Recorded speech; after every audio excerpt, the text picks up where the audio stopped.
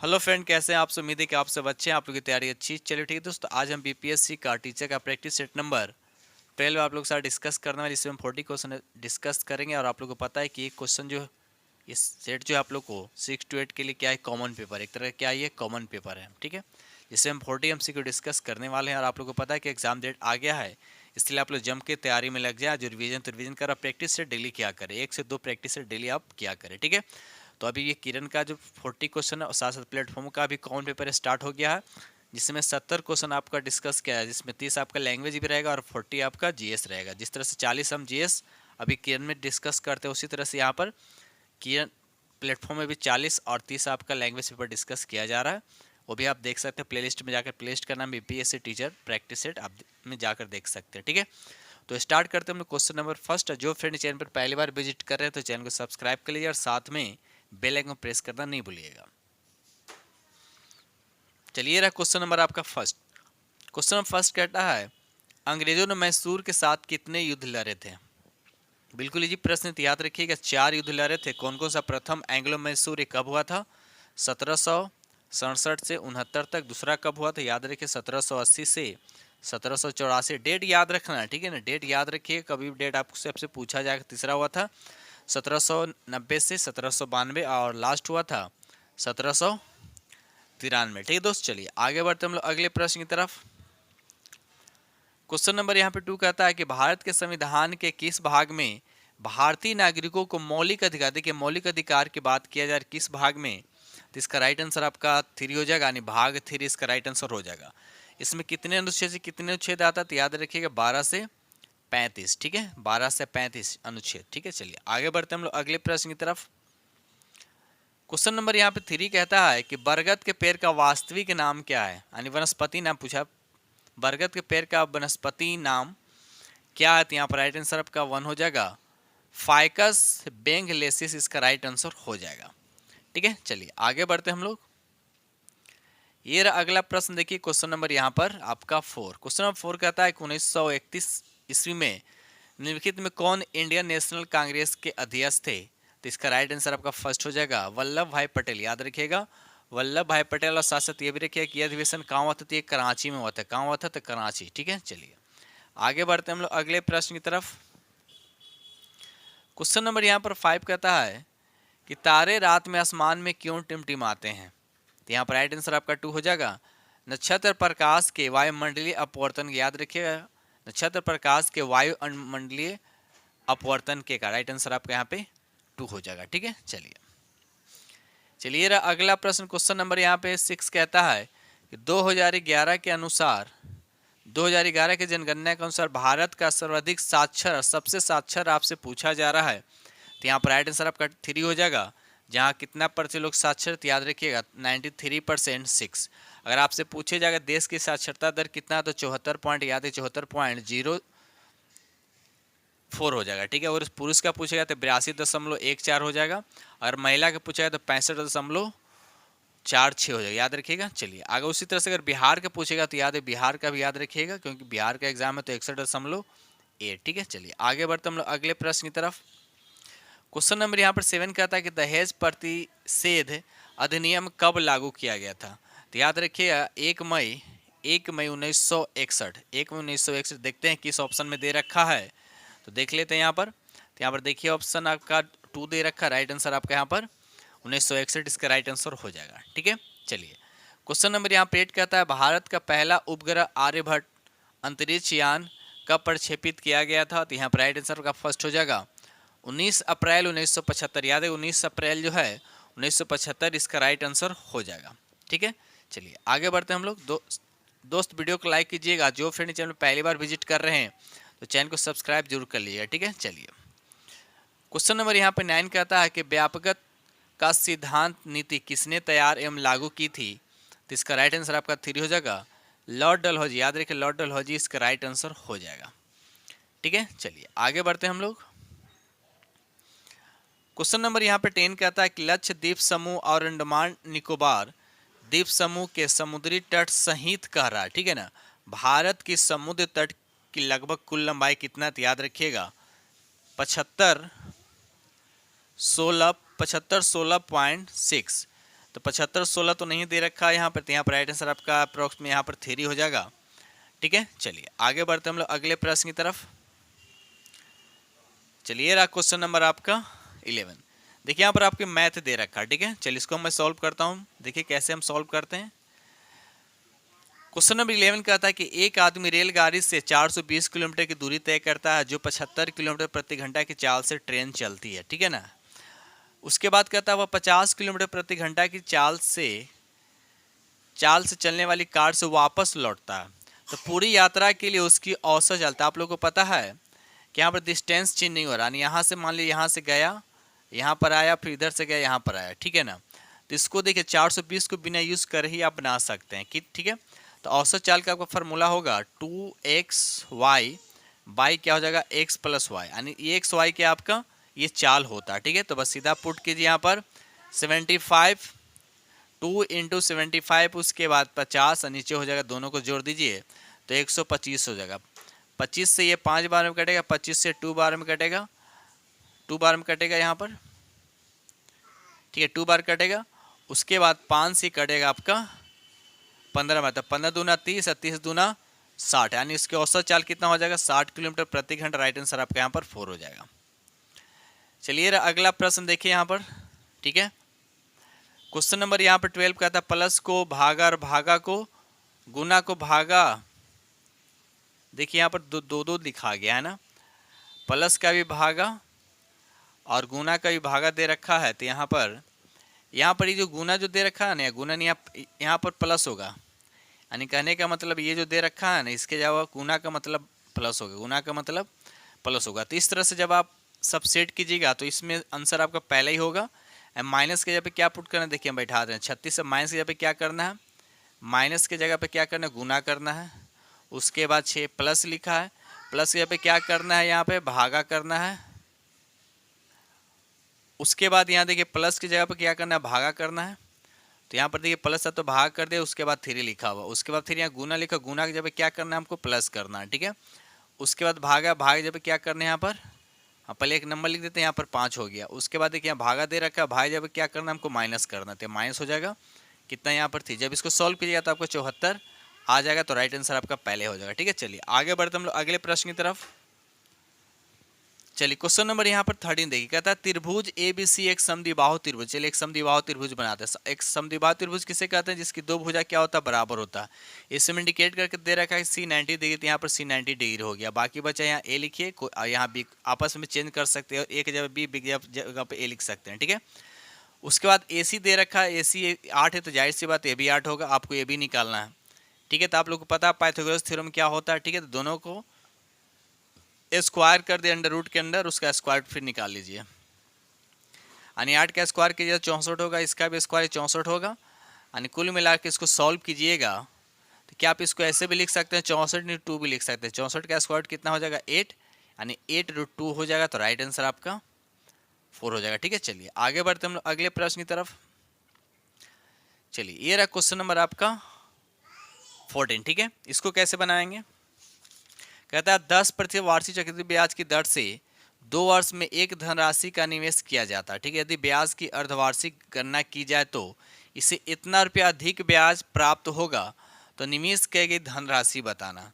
सबसे पहले आपको क्या करना है, सिंपल से आपको फार्मूला जो पता है ये इस पे आप सॉल्व करना है। ठीक है, पहला स्टेप जब सॉल्व कीजिएगा यहाँ पर, जब आपका 2 वर्ष यूज कीजिएगा 10% यूज कीजिएगा, तो यहाँ पर एज इक्वल टू क्या आएगा आपका P, और 11 बाई कितना आएगा यहाँ पर 11 बाई कितना आएगा यहाँ पर 10 आएगा। ठीक है, उसके बाद अगेन इसको देखिए, उसके बाद अर्धवार्षिक के लिए, तो अर्धवार्षिक में क्या होता है टाइम को डबल किया जाता है, टाइम कितना हो जाएगा यहाँ 4 हो जाएगा, और दर को आधा किया जाता है यानी 5 हो जाएगा। उसके बाद इसको आप यूज़ करके आप बनाइएगा। ठीक है, तो यहाँ से भी आपको A निकालना पड़ेगा। ठीक है, तो यहाँ पर जब A निकालिएगा तो क्या हो जाएगा फार्मूला P 1 + 5 बाई क्या हो जाएगा आपका, यहाँ पर हो जाएगा आपका 100, आप यहाँ पावर टाइम के लिए आपका 4 हो जाएगा। ठीक है, उसके बाद क्या करना है पूरे स्टेप में, उसके बाद आगे के स्टेप लिखना है, यानी कुल मिलाकर किस तरह से लिखना है आपको 21/10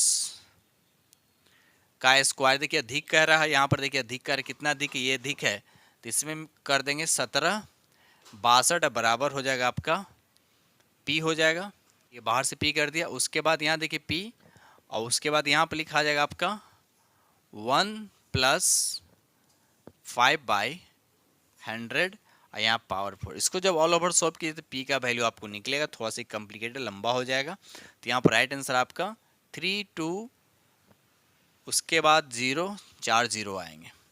ठीक है, तो राइट आंसर आपके यहाँ पर क्या आ जाएगा, आपका बी आ जाएगा। ठीक है दोस्त, तो कभी कभी थोड़ा सा कॉम्प्लिकेटेड दे देता है, थोड़ा सा लंबा प्रोसेस करना पड़ता है। क्वेश्चन नंबर 15 कहता है कि एक घनाभ की लंबाई और चौड़ाई और ऊंचाई जो है 27, 18 और 21 सेंटीमीटर दे रखा है। घनाभ से 3 सेंटीमीटर भुजा के कितने घन काटे जा सकते हैं। देखिए बिल्कुल जी, सबसे पहले आपको वॉल्यूम निकालनी, आयतन निकालना है। तो आयतन निकालने के लिए सबको आप मल्टीप्लाई करना पर 27 × 18 हो जाएगा।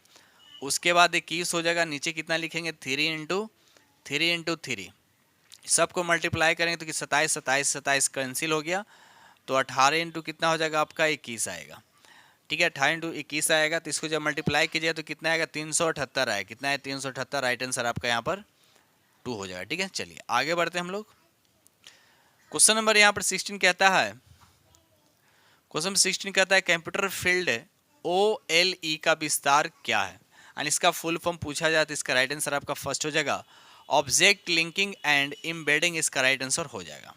ठीक है, चलिए आगे बढ़ते हम लोग अगले प्रश्न की तरफ। दोस्त वीडियो को लाइक कीजिएगा, और जो फ्रेंड चैनल पे पहली बार विजिट कर रहे हैं तो चैनल को सब्सक्राइब कर लीजिएगा, और साथ में बेल आइकन को प्रेस करना नहीं भूलिएगा। ठीक है, चलिए क्वेश्चन नंबर यहाँ पर 17 कहता है गदर पार्टी की सह संस्थापक कौन थे, ये आपसे पूछा जा रहा है। ठीक है, तो साथ पहले याद है गदर पार्टी की स्थापना कब होते है, भी याद रखिएगा। तो 1913 में गदर पार्टी की स्थापना किसके द्वारा किया गया था, तो संयुक्त अमेरिका में लाल हरदयाल के द्वारा किया गया था। ठीक है, तो बताइए यहाँ पर राइट आंसर क्या हो जाएगा, तो यहाँ पर राइट आंसर आपका 3 हो जाएगा। ठीक है, चलिए आगे बढ़ते हम लोग अगले प्रश्न की तरफ। क्वेश्चन नंबर यहाँ पे 18 कहता है कि स्वर्णिम चतुर्भुज परियोजना का शुभ आरंभ किसने किया था। तो यहाँ पर राइट आंसर आपका डी हो जाएगा अटल बिहारी वाजपेयी के समय। याद है अटल बिहारी वाजपेयी के समय में किया गया था, और कब किया गया था, तो 1999 में। तब साथ साथ ये भी याद रखिए स्वर्ण चतुर्भुज योजना में कौन कौन से मेन शहर आते हैं, तो याद रखिएगा, थोड़ा सा ध्यान रखिए। दिल्ली हो, ऐसे कर दीजिए, इस तरह से बना लीजिए, और ऐसे, ठीक है ना। यहाँ पर दिल्ली कर लीजिए, यहाँ पर मुंबई हो जाएगा, यहाँ पर चेन्नई हो जाएगा, यहाँ पर कोलकाता हो जाएगा। तो इस तरह से आप 4 महानगरों को याद रख सकते हैं। स्वर्ण चतुर्भुज भारत में के 4 शीर्ष महानगर आते हैं, दिल्ली, मुंबई, चेन्नई और कोलकाता। ठीक है, चलिए आगे बढ़ते हैं हम लोग। क्वेश्चन नंबर यहाँ पे 19 कहता है कि 1 बिलियन चॉक पाउडर के साथ अभिक्रिया करने पे एक गैस का निर्माण करता है जिससे चूने का पानी का रंग दूधिया हो जाता है, तो उस बिलियन में क्या है, बताइए उस बिलियन में क्या है। तो यहाँ पर राइट आंसर आपका फर्स्ट हो जाएगा HCl। याद रखिएगा HCl इसका राइट आंसर हो जाएगा। क्वेश्चन नंबर 20 कहता है कोशिका की खोज किसने की थी। कोशिका की खोज किसने की थी, इसका राइट आंसर आपका 4 हो जाएगा रॉबर्ट हुक। कोशिका खोज किया था, और कब किया था, तो 1665 ईस्वी। याद रखिए 1665 ईस्वी में रॉबर्ट हुक ने क्या किया था, कोशिका की खोज किया था। ठीक है, चलिए आगे बढ़ते हम लोग अगले प्रश्न की तरफ। क्वेश्चन नंबर यहाँ पे 21 कहता है, और डैश दे रखा है पहले ही, ने ब्राह्मी और ख्रोष्टी लिपियों को व्याख्यायित किया जिनका उपयोग पहले के शिलालेखों के लिए किया जाता था। तो बताइए इसका राइट आंसर क्या हो जाएगा। तो राइट आंसर आपका फर्स्ट हो जाएगा जेम्स प्रिंसेस। याद रखिए जेम्स प्रिंसेस जो है इसका राइट आंसर हो जाएगा। ठीक है, चलिए आगे बढ़ते हम लोग। चलिए अगला प्रश्न देखिए, क्वेश्चन नंबर यहाँ पे 22 कहता क्षेत्रफल की दृष्टि से विश्व का छठा सबसे बड़ा देश कौन सा। ठीक है, कौन सा, तो बताइए यहाँ पर राइट आंसर आपका कितना को माइंड में भारत आ जाए, लेकिन भारत नहीं होगा। ठीक है, दिमाग में लाइएगा भारत, यहाँ अपने भारत 7वां सबसे बड़ा देश है क्षेत्रफल की दृष्टि से। ठीक है, तो छठा कौन सा, तो याद रखिए यहाँ पर ऑस्ट्रेलिया हो जाएगा। क्या हो जाएगा, ऑस्ट्रेलिया आपका राइट आंसर हो जाएगा। पहला स्थान पे कौन, याद रखिए रूस हो जाएगा। दूसरा पे कौन है, कनाडा। तीसरा पे यूएस यानी संयुक्त अमेरिका। चौथा पे कौन हो जाएगा आपका, चीन हो जाएगा। 5वां नंबर पे ब्राज़ील हो जाएगा। छठा पे ऑस्ट्रेलिया हो जाएगा। 7वां पर आपका भारत हो जाएगा। तो ये 7 तक कम से कम आप याद रखिएगा। ठीक है, चलिए आगे बढ़ते हैं हम लोग। क्वेश्चन नंबर यहाँ पे 23 कहता है कि श्वसन प्रक्रिया में ग्लूकोज जैसे जटिल कार्बनिक यौगिक ऊर्जा प्रदान करने के लिए डैश दे रखा के रूप में टूट जाते हैं। तो किसके रूप में टूटते, तो ATP। याद रखिएगा ATP इसका राइट आंसर हो जाएगा। ठीक है, चलिए आगे बढ़ते हैं हम लोग। क्वेश्चन नंबर यहाँ पे 24 कहता है कि वर्ष 2018 में आयुष्मान भारत योजना के आरंभ किया गया था। आपको बताना है कहाँ किया गया था, तो इसका राइट आंसर आपका 2 हो जाएगा इसको झारखंड में किया था। कहाँ किया गया था? झारखंड में किया गया था। किनके द्वारा? तो महात्मा ये प्रधानमंत्री नरेंद्र मोदी के द्वारा किया गया था, याद रखिएगा। चलिए क्वेश्चन नंबर 25 कहता है पृथ्वी को सूर्य की पराबैंगनी विकिरण से कौन सुरक्षित रखता है? तो यहाँ पर राइट आंसर आपका 2 हो जाएगा। ओजोन गैस क्या करता है? सुरक्षित रखता है। और साथ साथ ये भी याद है ओजोन परत जो है पृथ्वी की सतह से 15 से 35 किलोमीटर ऊपर समताप मंडल में उच्च ओजोन सांद्रता का क्षेत्र है, भी याद रखिएगा। ठीक है, चलिए आगे बढ़ते हम लोग अगले प्रश्न की तरफ।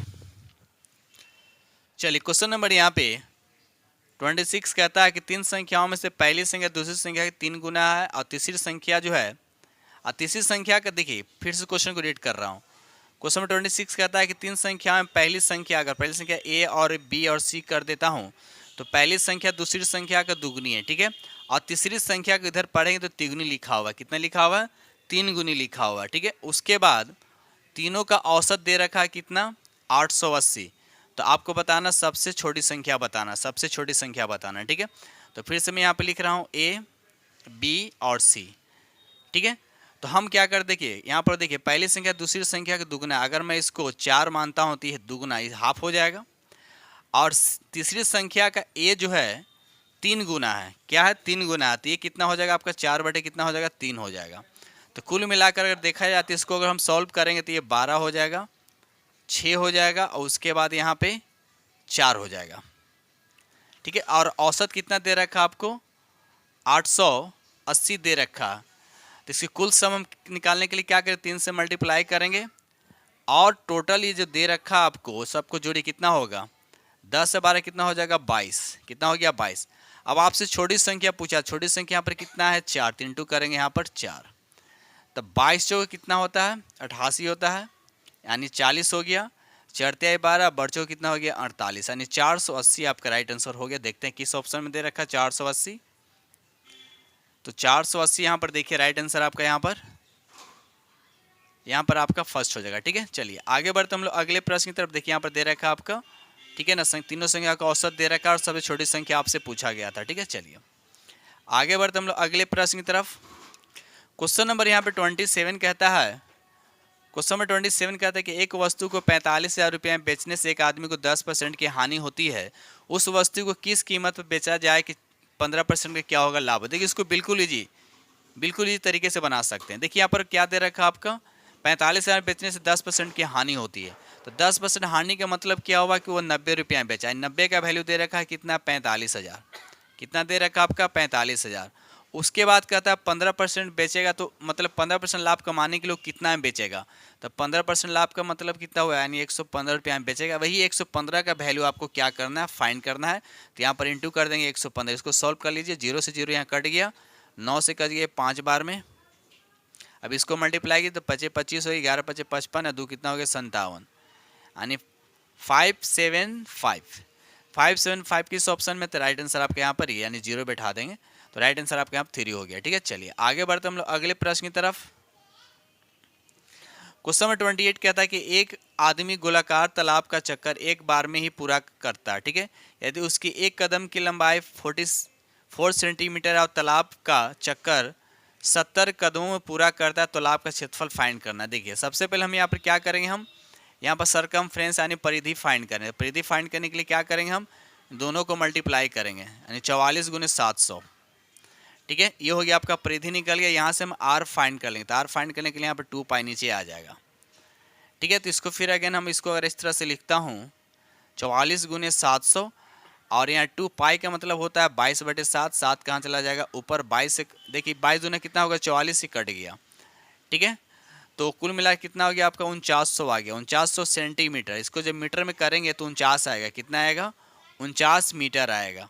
तो अब देखिए यहाँ पर आपको एरिया फाइंड करना है। तो एरिया आपको पता तालाब कैसा है? गोलाकार इस तरह है ना, सरकमफ्रेंस ये सर्कल है। ठीक है, तो इसका एरिया फार्मूला क्या होता है? पाई आर स्क्वायर होता था। आर का वैल्यू दे रखा है 49, पाई का वैल्यू कितना होता है? 22/7 होता है। यहाँ पर हो गया आपका 49, 2 बार लिखेंगे। ठीक है, तो 7 से कटेगा ये 7। तो ऑल ओवर इसको जब मल्टीप्लाई कीजिएगा तो इसको ऑप्शन से भी बना सकते हैं। ठीक है, तो अगर आपको ऑप्शन चूज करने नहीं आता आप सीधा इसको मल्टीप्लाई कीजिए। ठीक है, तो यहाँ पर राइट आंसर आपका 28 का राइट आंसर आपका क्या हो जाएगा? यहाँ पर आपका 4 हो जाएगा, यानी 75 40 का राइट आंसर हो जाएगा। ठीक है, चलिए आगे बढ़ते हम लोग अगले प्रश्न की तरफ। क्वेश्चन नंबर यहाँ पे 29 कहता है कि 36 विद्यार्थियों की एक कक्षा में लड़कों की संख्या लड़कियों की संख्या का क्या दुगना है। ये हो गया बॉय, ये हो गया गर्ल्स। गर्ल्स 1 है तो बॉय कितना होगा 2, तो 36 का मतलब क्या होगा, अगर 12 गर्ल होगा तो बॉयज़ कितना हो जाएगा आपका 24 हो जाएगा। ये क्लियर हो गया। उसके बाद आए कहता है कक्षा में रीमा के स्थान पहले से 13वां लड़का है जो कक्षा में 19वें स्थान पर है। ठीक है, तो कक्षा में रीमा से पहले 13 लड़के हैं, रीमा से पहले क्या है 13 लड़के हैं, 13 बॉय हो गया, और उसके बाद 19वां स्थान पर कौन है यहाँ पर, रीमा है। क्या है, रीमा है। तो अब देखिए यहाँ पर इसका मतलब क्या हुआ कि 13 लड़के होंगे या 5 होंगे, क्या होंगे आपका गर्ल होगा। क्या होगा, गर्ल होगा। तो कुल मिलाकर यहाँ पर रीमा के बाद लड़कियों की संख्या कितना होगा, तो 12 माइनस उसके बाद 5 प्लस 1 करेंगे, तो यहाँ पर राइट आंसर आपका 6 आ जाएगा। राइट आंसर आपका क्या हो जाएगा यहाँ पर 6 हो जाएगा। ठीक है दोस्त, चलिए क्वेश्चन नंबर यहाँ पे 36 कहता है कि दिए गए विकल्पों में से उस संख्या का पहचान कीजिए, उस संख्या का पहचान कीजिए जो द्वि श्रेणी को संबंधित नहीं है।